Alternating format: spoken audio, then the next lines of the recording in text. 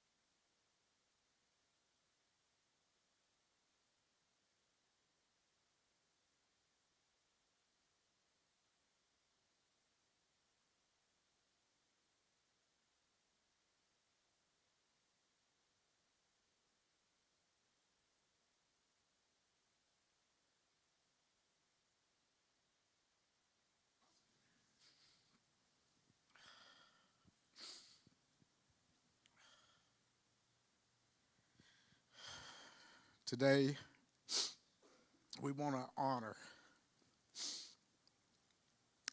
a beautiful soul that has went on to meet Jesus. We want to honor Zach today, and it might be a little different. We don't want to cry the whole time, but it hurts. We definitely had some good times with Zach. He laughed. He knew what it was to love. He was a great, great man. So if I pause sometimes, forgive me. Just the emotions are just running out. And I want it to be perfect. I don't want to get up here and sob a whole bunch.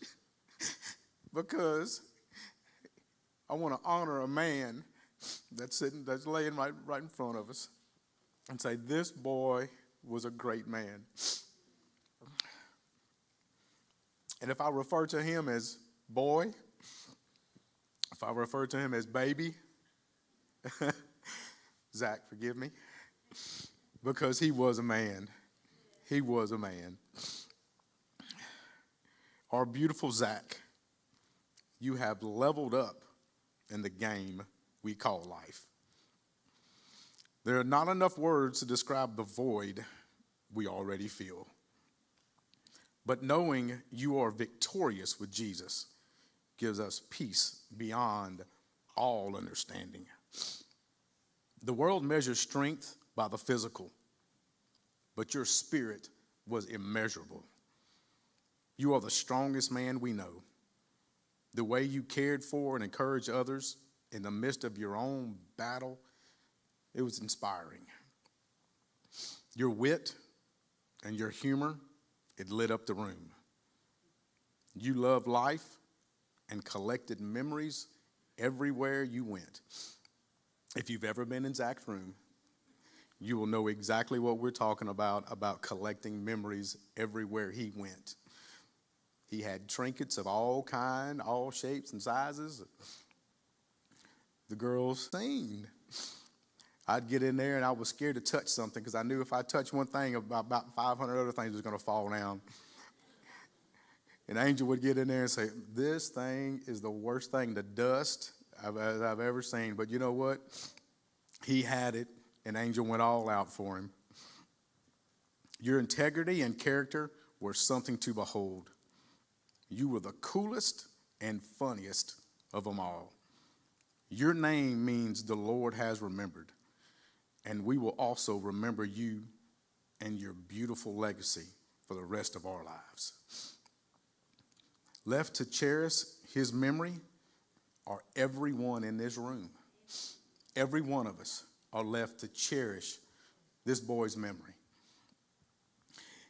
He affected us in a way, like it says, is beyond all understanding. How can you say that Zach didn't touch your life in some kind of way? Everybody that's here, he has touched you in some kind of a way. It is a privilege for me to stand up here and talk about Zach, to honor a life that was cut way too short. And I'm here to tell you, tears are going to be shed today. You're going to hear some cries and you're going to hear some heartbreak. But don't be fooled. These are not tears of defeat. It is filled with love. It is filled with strength. We are here to encourage one another and love each other through this. This tears don't mean that I'm broken. It means that I can't wait to see him. There's going to be a glory, and it's undeniable, and it's real. And I'm going to see him again. Right now it hurts, but I have a hope that is undeniable. What does it mean to be strong? This world, it believes it's a physical. If you can't lift this, you can't do that. You don't know how to fix a motor. You don't know how to deer hunt. You know how to fish. You know how to do that. Well, you can't do that. That's how this world believes it is. But we, as the children of God, we know it goes way deeper than that. We have an unseen power that is the Holy Ghost, that is the Spirit of God, and it is strong. If you've never tapped into it, buddy, I tell you one thing, there was a strength, and he had it. He had it all over him, and it was undeniable. Hearing Zach pray right before he left this world, it was wonderful.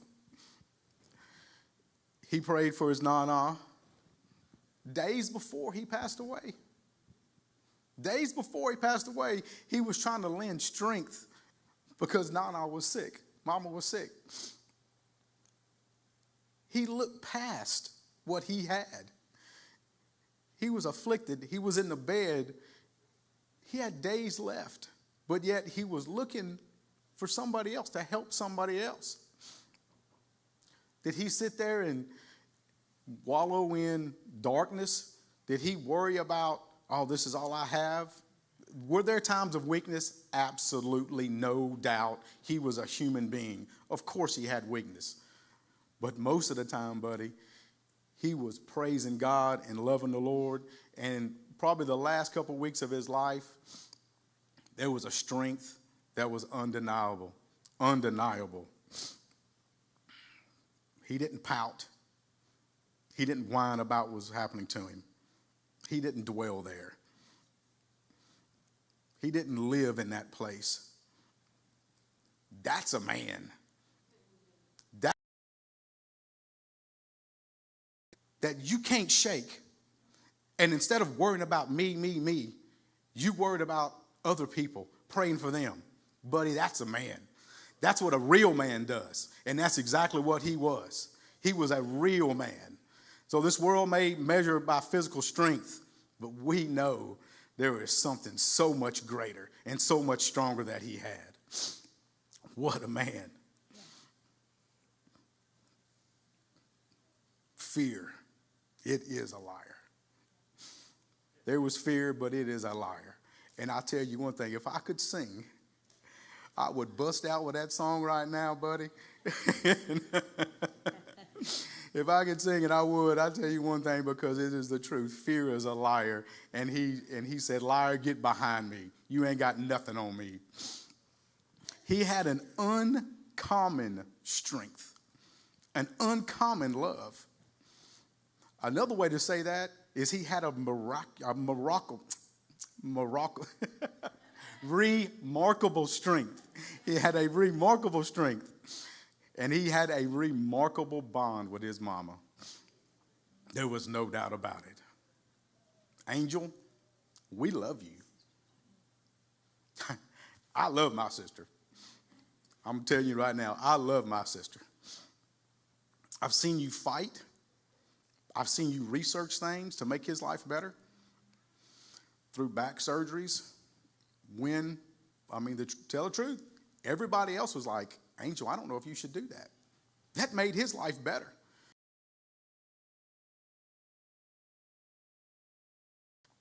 Feeding tubes. The doctor says he don't need that. She fought for it constantly, fighting doctors, researched it, and she got it done.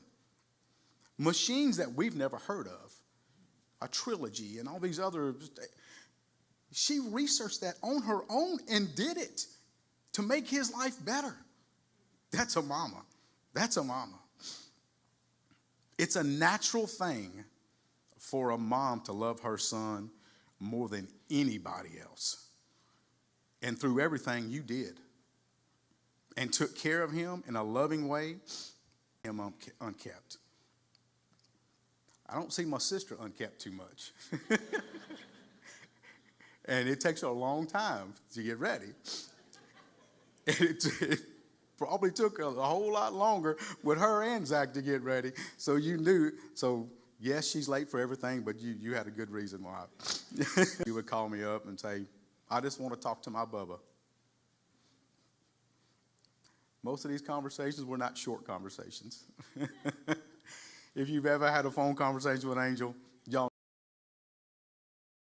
if she's ever hit you one of them text messages that there's so much text that it just comes over in like 3 and 4 pages. I mean, dude, it is a wonderful text bomb that you can send somebody. Why did she do that? Because she cared. She could have easily just said, "We're okay. Yeah, we're doing fine." But she cares. She cares about everybody. She really does. So those conversations, Angel, they're not a burden. They're not a burden at all. When you call me and say, "I just want to talk to them," most of the time I just listen. That's all I do and say, "Uh-huh. Yeah, I know. Yeah, I know. I've seen it. Yep. Yep. Well, I love you too. Yeah. Yep. Okay. No, I'm in my driveway. I'm okay. I'm all right. Just go ahead."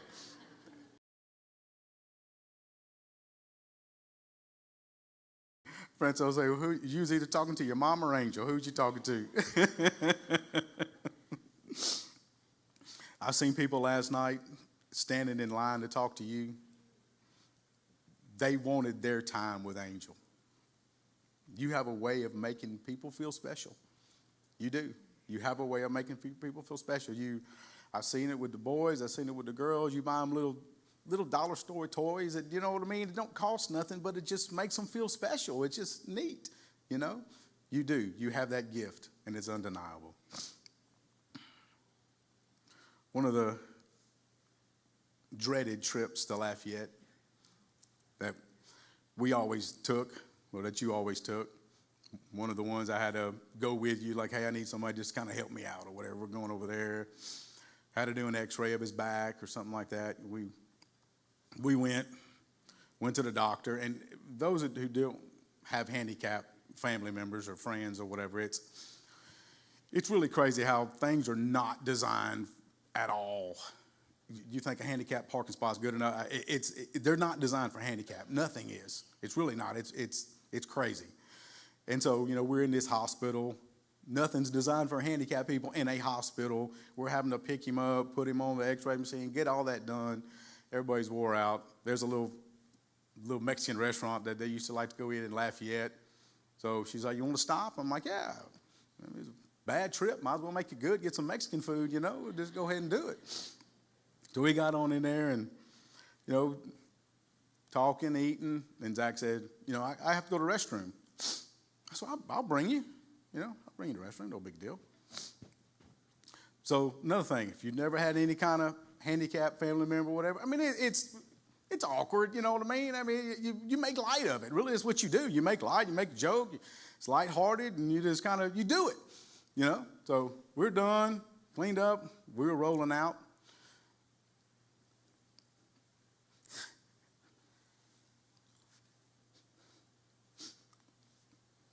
He was a teenager about this time. And he said, "Uncle Chris, can you lift up my arms?" I was like, "Yeah, Bubba. You know, something uncomfortable I need?" He said, "No, I want to hug you. Put my arms around your neck. I want to hug you." That's who Zach was. He would love. He knew how to love. He knew how to break your heart. He knew how to break your heart. People say things, they try to encourage you sometimes, you know. Just kind of come out right, come out wrong, you know, and you're like, "Oh man, I know you're trying to help me out, but what you're saying ain't helping me," you know. And so when all this happened, I was at work, and everybody knows my business at work. I'm pretty much wide open. Y'all know our family. We pretty much tell all our business. You know what I mean? We ain't perfect, but that's how we like it. Y'all know who we are. You know, that's just how it is. I mean, I think that's how y'all like it too, because y'all love us too, you know. So, he was talking with me, and he's like, "Man, you know, I hate to hear that for you, man." You know, he was trying to encourage me, trying to help me out. And he's like, "Man, that disease, you know, it finally got him. You know, it finally got him." And I was like, "Man, yeah, it was bad." Yeah, walked away. I walked back to my office, and I started thinking. I was like, No. Disease didn't get him. Because when you think about it, when somebody said the disease got, it's like almost like disease won. It's like, this disease ain't won nothing.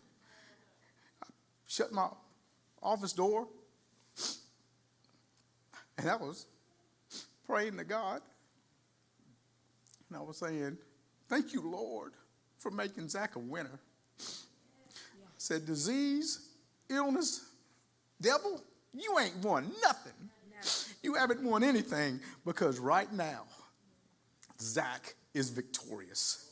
Right now, Zach is running the streets of gold saying, I won. I won.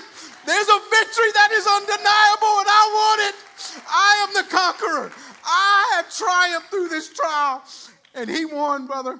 He won. That is what this boy's done. That's what this man has done for our family. Zach, I love you. I honor you. You're the most wonderful, wonderful boy in the world. And I called you a boy again. You're the man. All right. Thank y'all.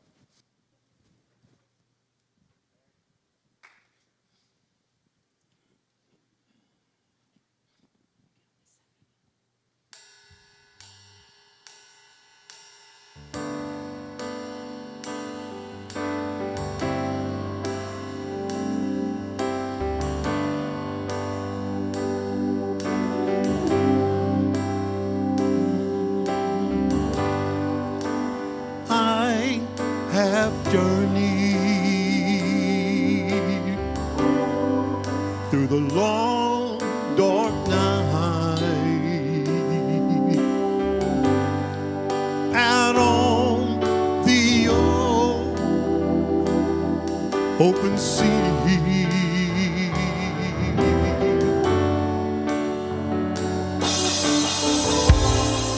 By faith alone, and my sight unknown, and yet his eyes are watching me.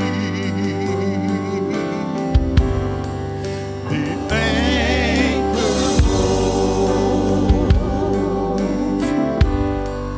for the ship is battered.